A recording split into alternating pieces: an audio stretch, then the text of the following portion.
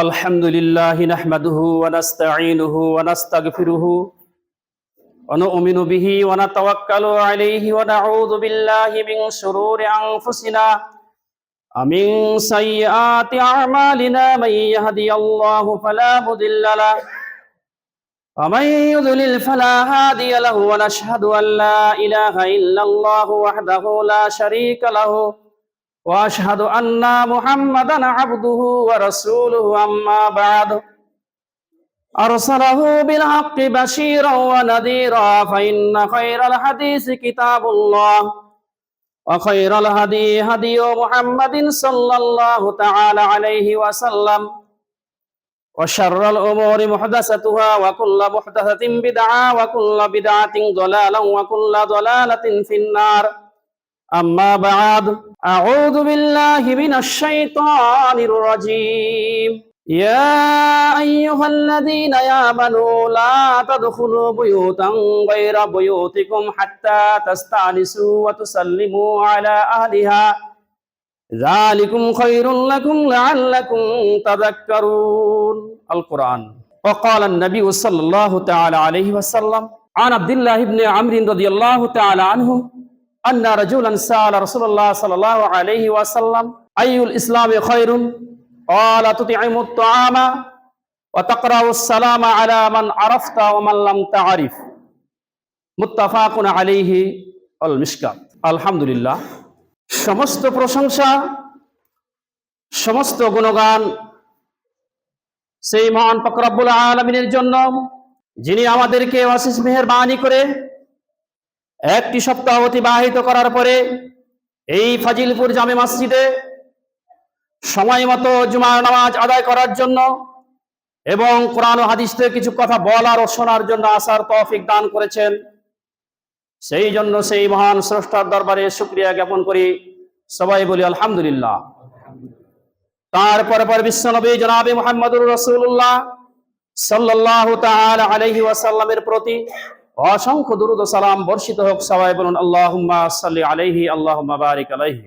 তারপর ওই সমস্ত মুমিন মুত্তাকি মর্দ মুজাহিদ ভাইদেরকে স্মরণ করি, যিনারা জাহারি যুগ থেকে শুরু করে নিয়ে আজ পর্যন্ত এই পৃথিবীর বুকে ইসলামকে টিকে রাখার জন্য বুকের তাজা রক্তকে জমিনে বিলিয়ে দিচ্ছেন। জমিনে বিলিয়ে দিতে কুণ্ঠাবোধ করেন না, দ্বিধাবোধ করেন না। দুনিয়া থেকে চিরদিনের জন্য বউ বাচ্চা ফেলে চলে যাচ্ছেন। আল্লাহ পাক রব্বুল আলামিন যেন সেই সমস্ত মুমিন মুত্তাকি ভাইদেরকে আল্লাহ পাক রব্বুল আলামিন শহীদ হিসেবে কবুল করেন। সবাই বলুন আল্লাহুম্মা আমিন। সেই সাথে সাথে আমরা আবারও দোয়া করি আল্লাহ পাক যেন আমাদেরও শহীদ মৃত্যুবরণ করার তৌফিক দান করো। আল্লাহুম্মা আমিন। সম্মানিত মুসলিম ইকরাম, আমি পবিত্র কুরআনুল কারীমের সূরা নূরের 27 নম্বর আয়াত তেলাওয়াত করেছি। বুখারী এবং মুসলিম শরীফের হাদিসের মধ্যে উল্লেখিত রচিত একখানা হাদিস, এই হাদিস খানা মিসকাত শরীফেও রয়েছে। এই হাদিস এবং আয়াতকে সামনে রেখে আমার আজকের সংক্ষিপ্ত আলোচনা শেষ করবে ইনশাআল্লাহ। ওমা তাওফিক ইল্লা বিল্লাহ।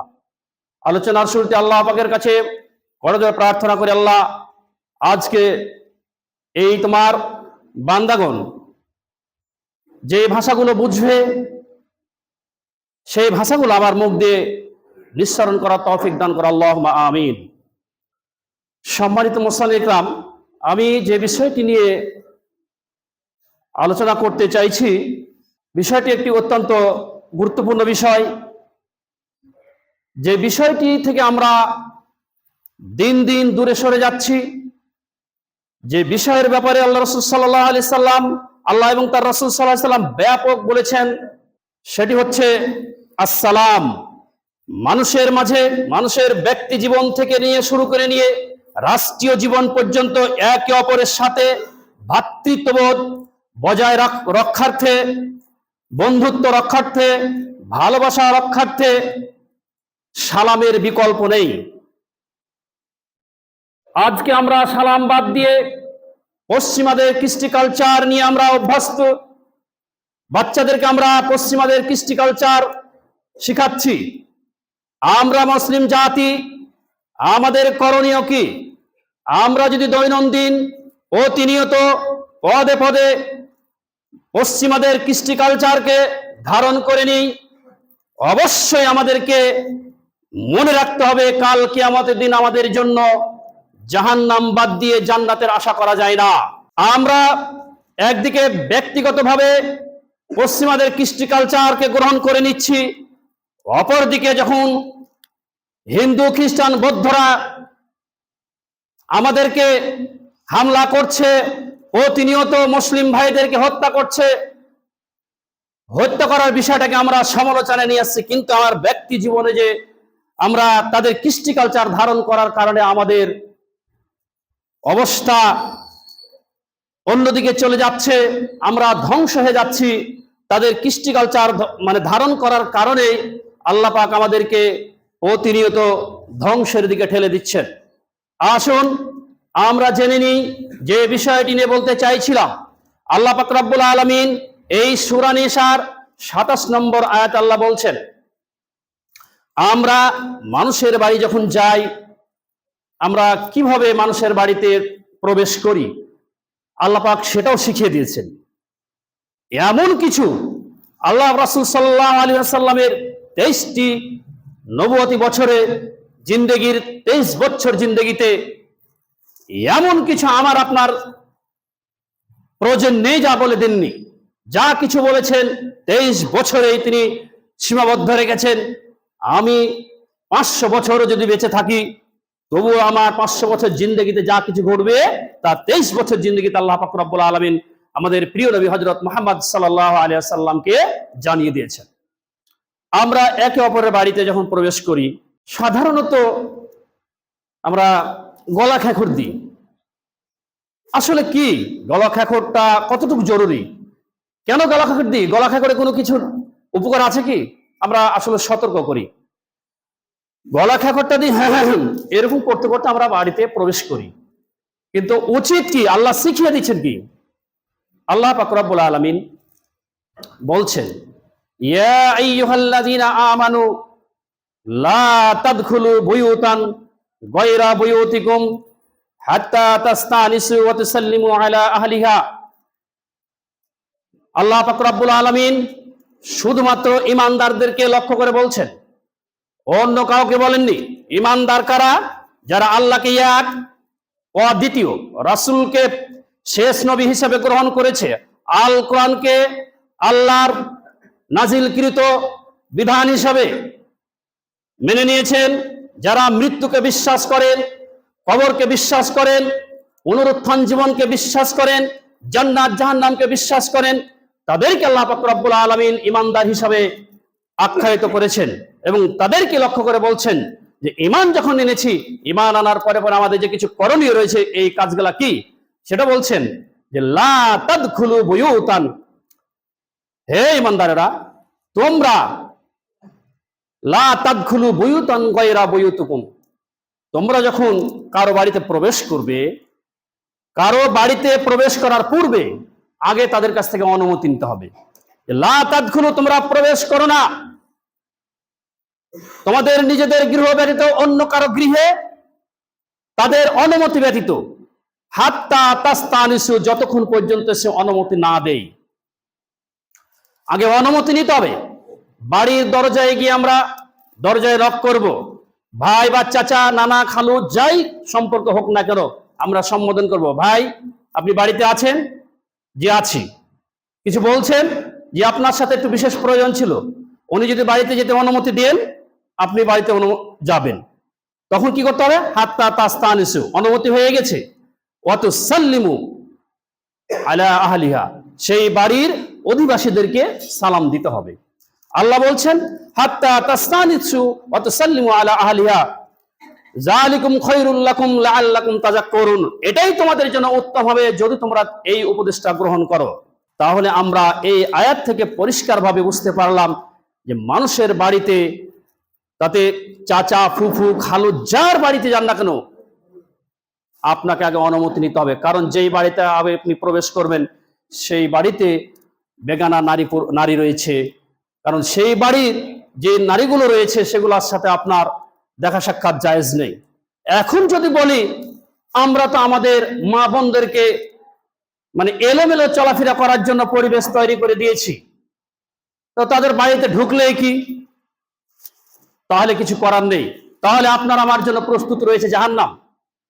মানতে আমি বাধ্য, আমি মুসলিম, আমাকে শুকরিয়া আদায় করতে হবে আমি কোনো কষ্ট ছাড়া ইসলাম ধর্মের মধ্যে দীক্ষিত হতে পেরেছি, মুসলিম পরিবারে জন্মগ্রহণ করতে পেরেছি, এই জন্য আমাদের শুকরিয়া আদায় করা দরকার। আলহামদুলিল্লাহ।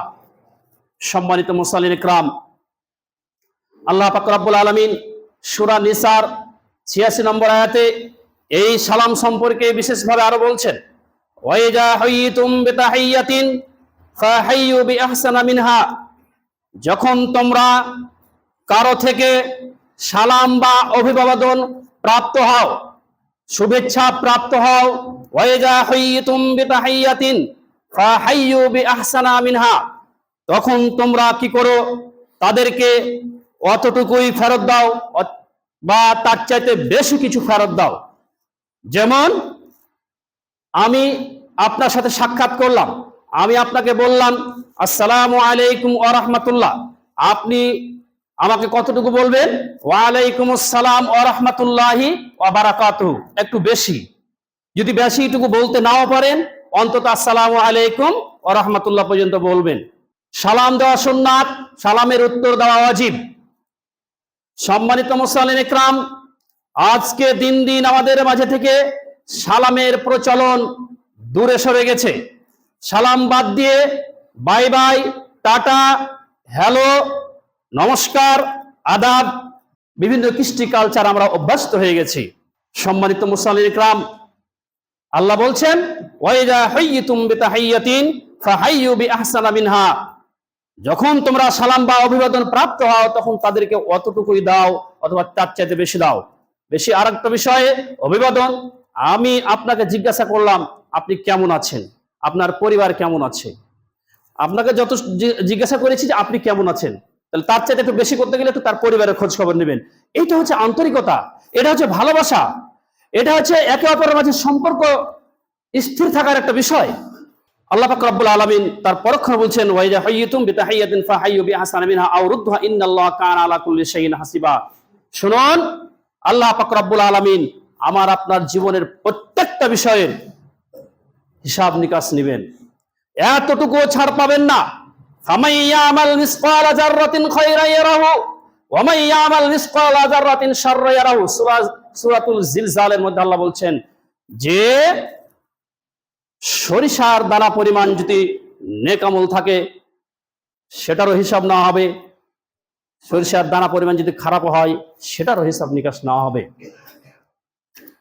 সম্মানিত মুসলিম ইকরাম, আমরা এই দুইটা আয়াত থেকে পরিষ্কারভাবে বুঝতে পারলাম যে আমাদেরকে একে অপরের সাথে সম্পর্ক, ভ্রাতৃত্ববোধ যদি বজায় রাখতে চাই তাহলে সালামের বিকল্প নেই, সালাম দিতেই হবে।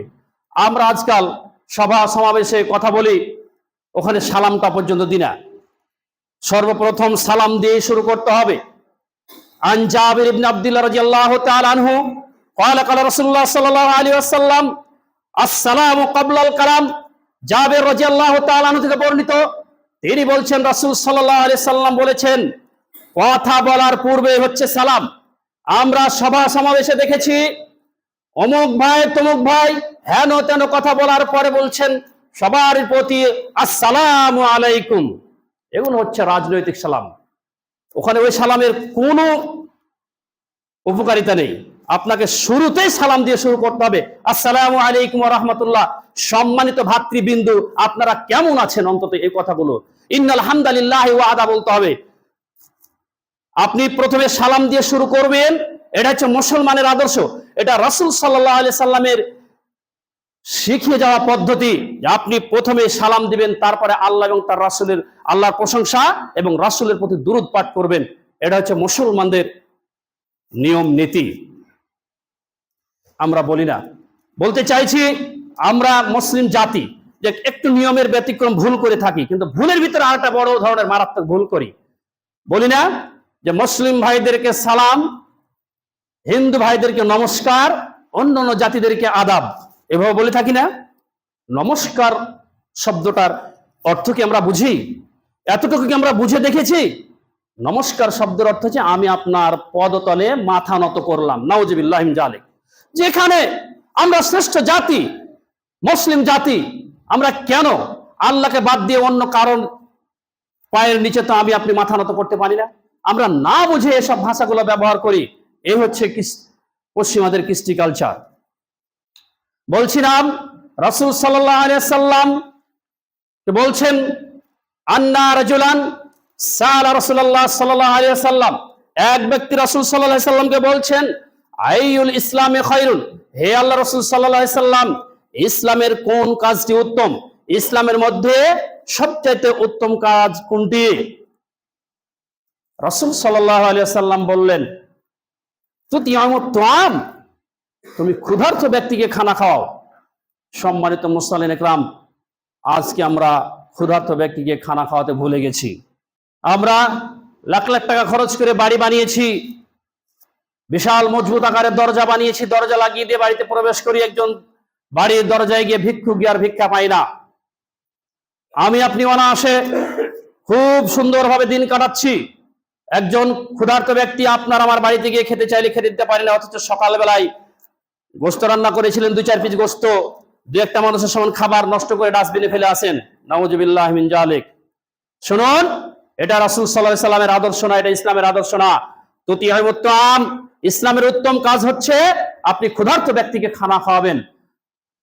তারপরে দ্বিতীয়বার বলছেন রাসূল সাল্লাল্লাহু আলাইহি সাল্লাম যে ওয়া তাকরাউস সালাম, এবং সালাম প্রদান করবে, সালাম দিবে, সালাম পড়বে। আলা মান আরাফতা মান লাম তারিফ, তোমার পরিচিত হোক অথবা অপরিচিত হোক, সালাম দিতে হবে, পরিচিত অথবা অপরিচিত। যদি চিনতে পারেন যে বিধর্মী, দরকার নেই, এ মর্মে হাদিস আছে। শুনুন, একটা মুসলমান আর এক মুসলমানের উপরে 6টি অধিকার রাখে।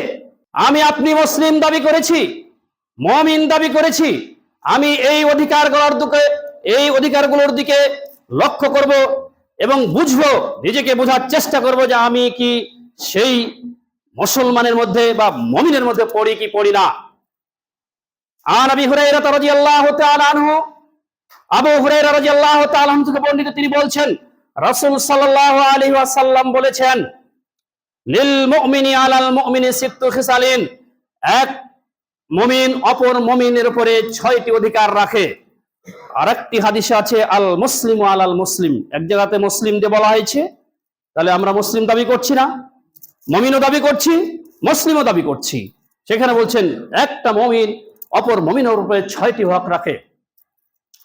1 নম্বরে ইয়াউদুহু ইজা মারিজা, যখন কোনো ব্যক্তি অসুস্থ হবে, এই অসুস্থ ব্যক্তির জন্য সেবা শুশ্রূষা কামনা করতে হবে, সেবা শুশ্রূষা করতে হবে। সেবা শুশ্রূষা হচ্ছে আপনি তাকে দেখতে যাবেন, সম্ভবপর হলে দেখতে যাবেন।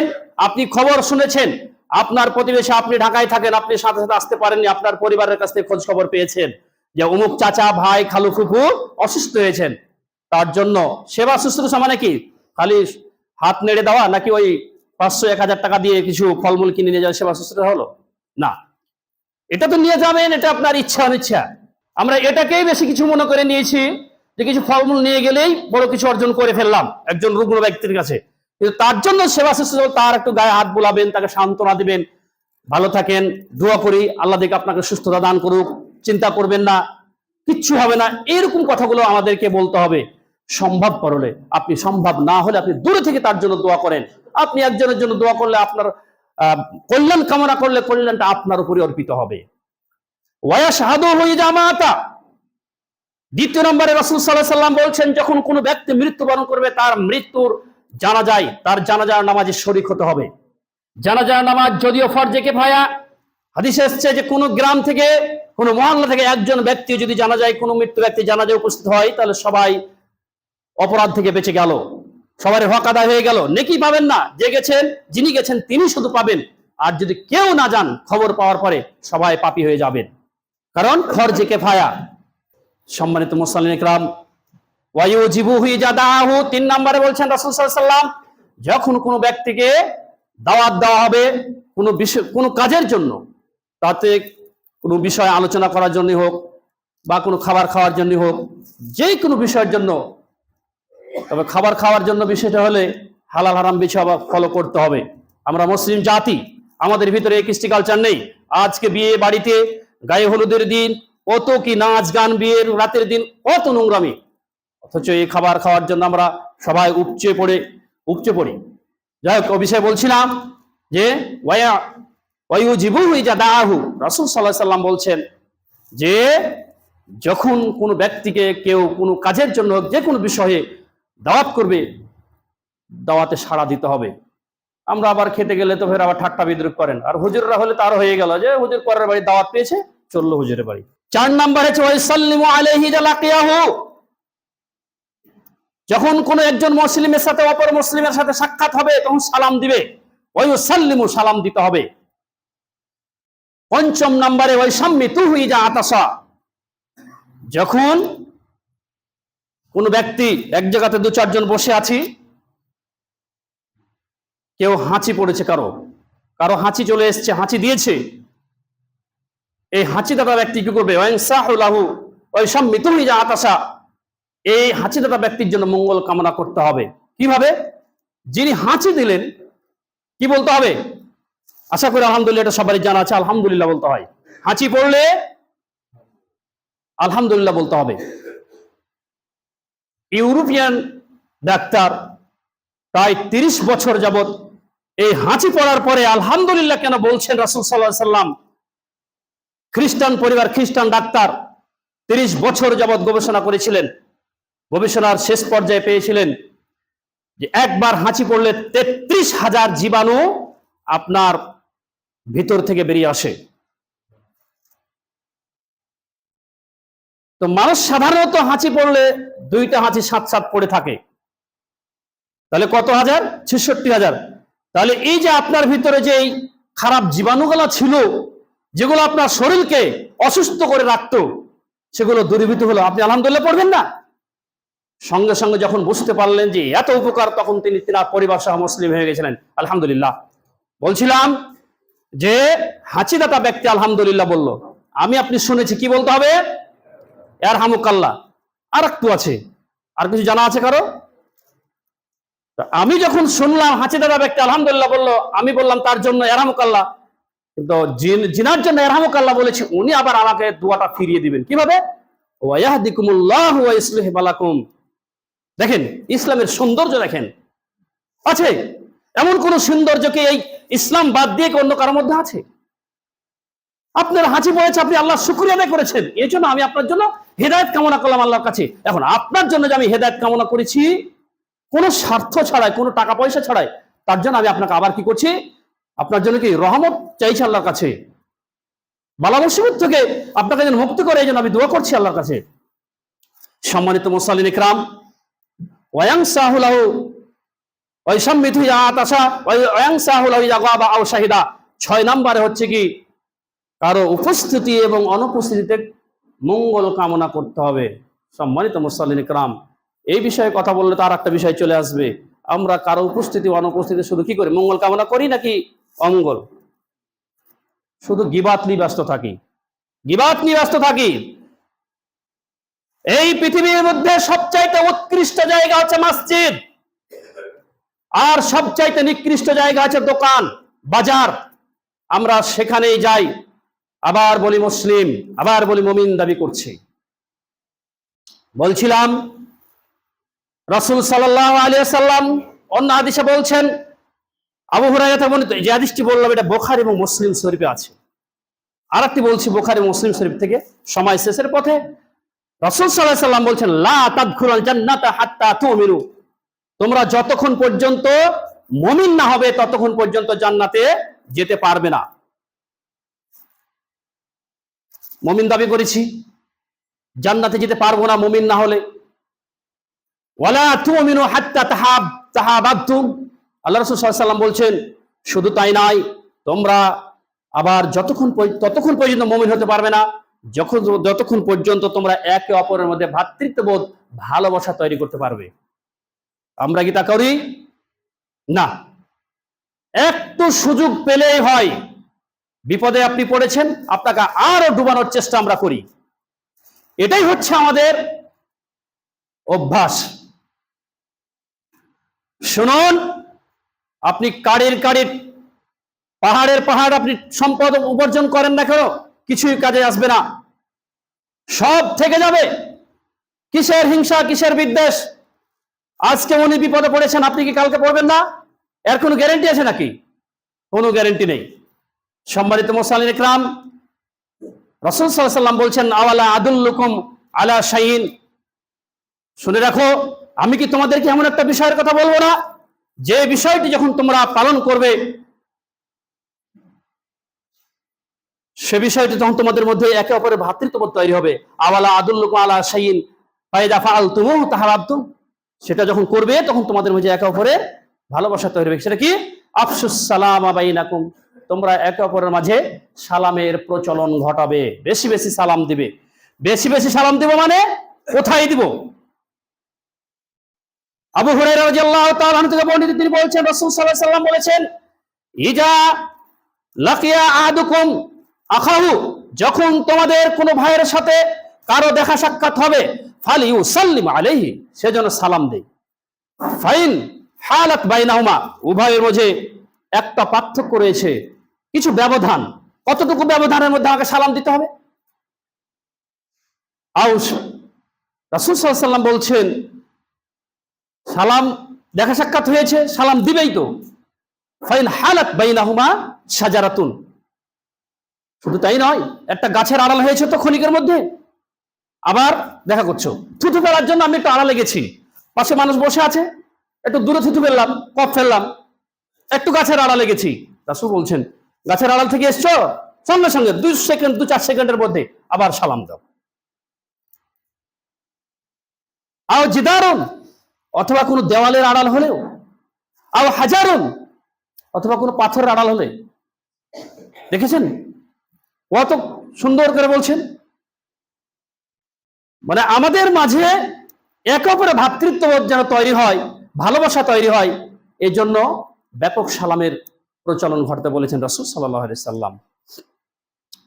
শুনুন, সালাম কে কাকে দিবে, এই মর্মে কটা হাদিস বলেই, একটা হাদিস বলবো, বলে ইনশাআল্লাহ শেষ করব। এবং বলছিলাম যে ইহুদি মানে বিধর্মীদের সাথে সালামের কেমন হওয়া দরকার, এটা বলবো। আবু হুরায়রা রাদিয়াল্লাহু তাআলা আনহু থেকে বর্ণিত, তিনি বলছেন, রাসূল সাল্লাল্লাহু আলাইহি সাল্লাম বলেছেন, ইউসাল্লিমুর রাকিবু আলাল মাশি,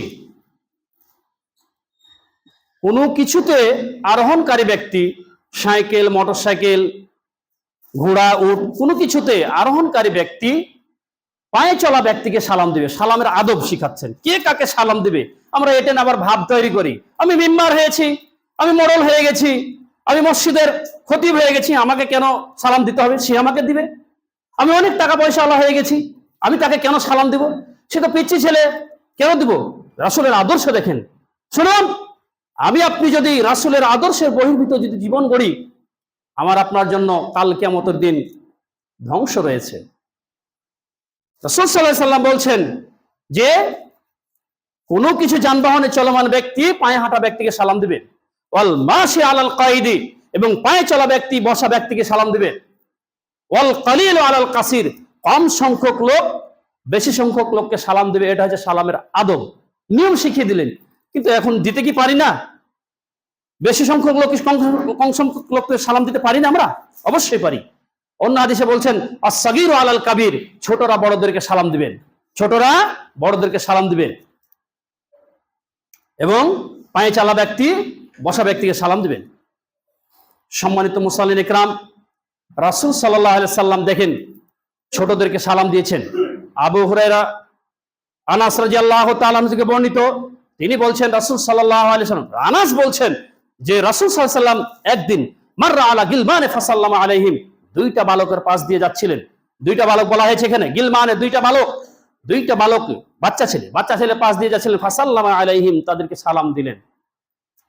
হাদিস ব্যাখ্যাকারগণ দুইটা কথা বলেছেন এক্ষেত্রে।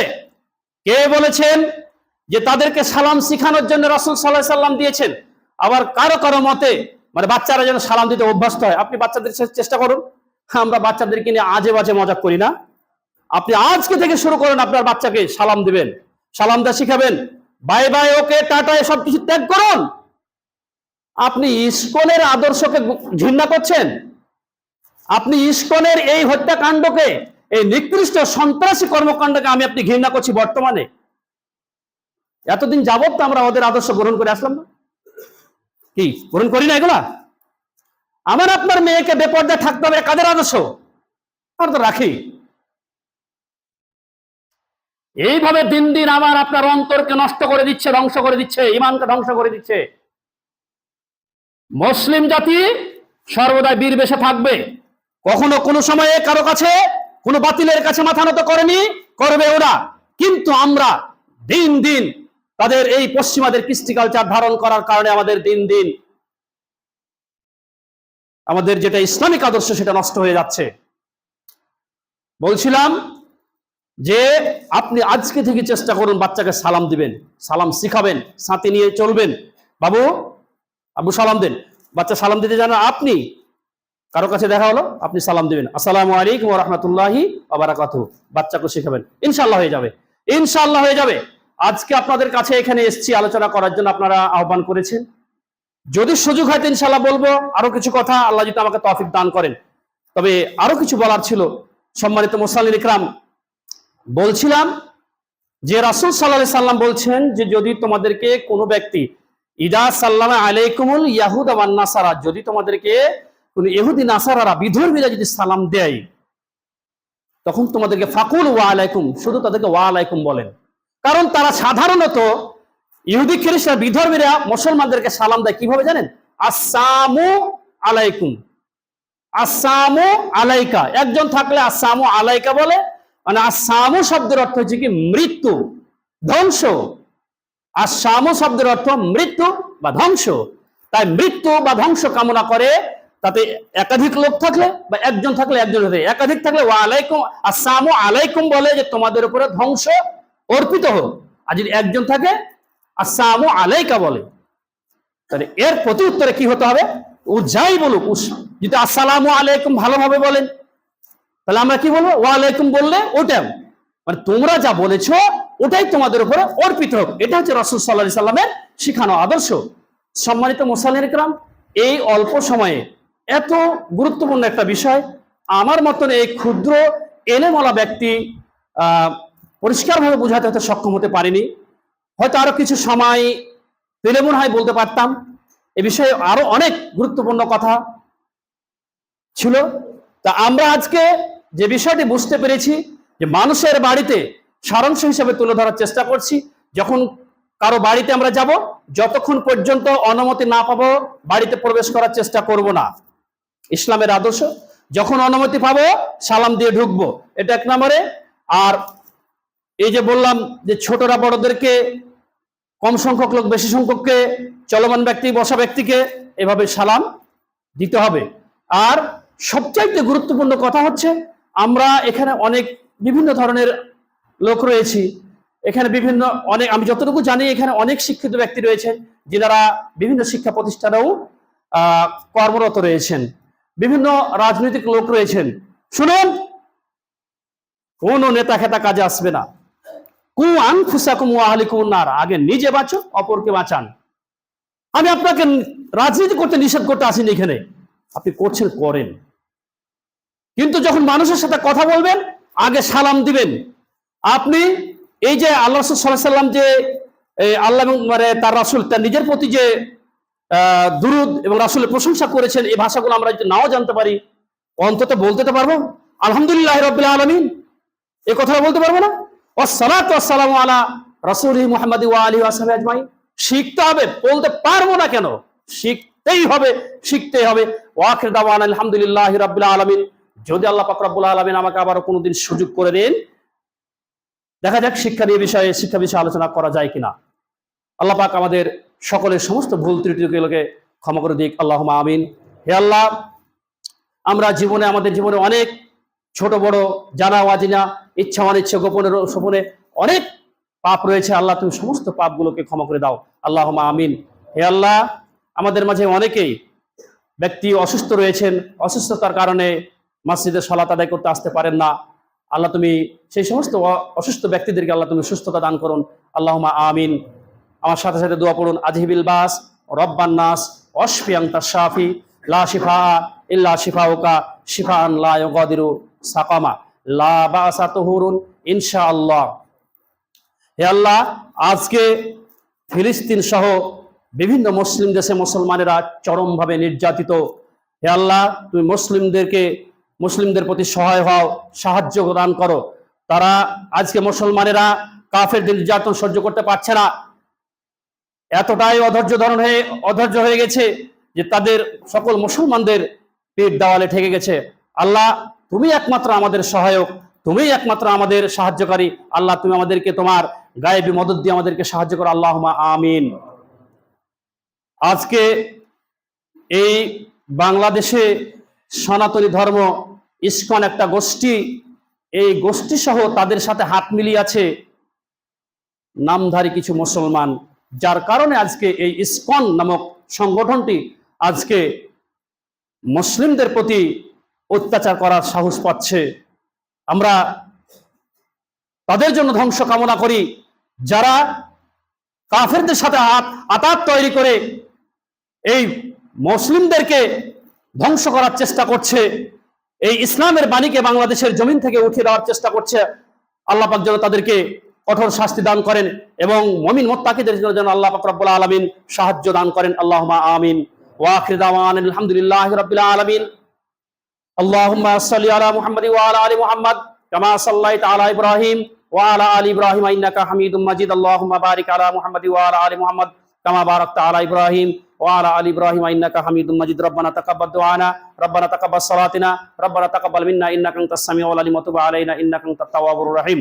সুবহান রাব্বিকা রাব্বিল ইজ্জাতি আম্মা ইয়াসিফুন সালামুন আলাল মুরসালিন আলহামদুলিল্লাহি রাব্বিল আলামিন। আমিন। সুবহানাকাল্লাহুম্মা ওয়া বিহামদিকা আশহাদু আল্লা ইলাহা ইল্লা আনতা আস্তাগফিরুকা ওয়া আতুবু ইলাইক। আসসালামু আলাইকুম ওয়া রাহমাতুল্লাহি ওয়া বারাকাতুহু।